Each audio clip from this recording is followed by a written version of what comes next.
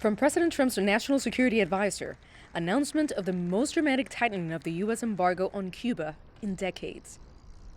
Specifically, John Bolton outlined how a law from 1986, suspended by previous presidents, would be enforced, allowing Americans who've had property confiscated by the Cuban government to sue.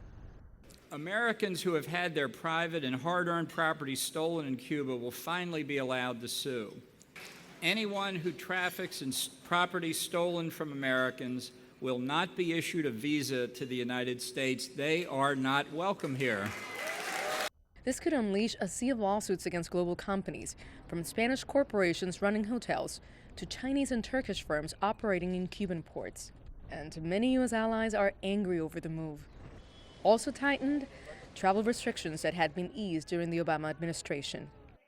We are also announcing that the Department of the Treasury will implement further regulatory changes to restrict non-family travel to Cuba.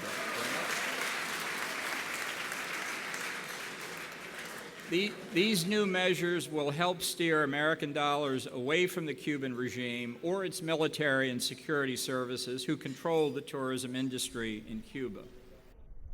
And for the Cubans who rely on remittances from family members in the U.S., new limitations.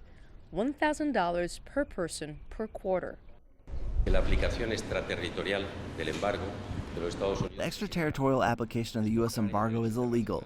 It is contrary to international law. I also personally consider it immoral, and in these 70 years, the only thing that the embargo has contributed to is suffering for the Cuban people. It has not contributed in any way to opening of Cuba, or to steps towards democracy or human rights. It's not surprising that Miami was chosen as a location for Bolton's announcement before a friendly anti-Castro group, including Cuban exiles.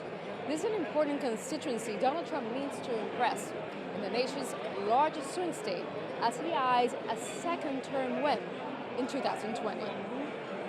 Bolton also unveiled new economic sanctions against Venezuela and Nicaragua. The other nations, he says, make up a troika of tyranny along with Cuba. For the Trump administration, this tightening is a campaign promise fulfilled. For the Cuban government and its people, it could be a devastating blow to an already stagnant economy, struggling to attract foreign investment. Nitza Soledad Perez, CGTN, Miami.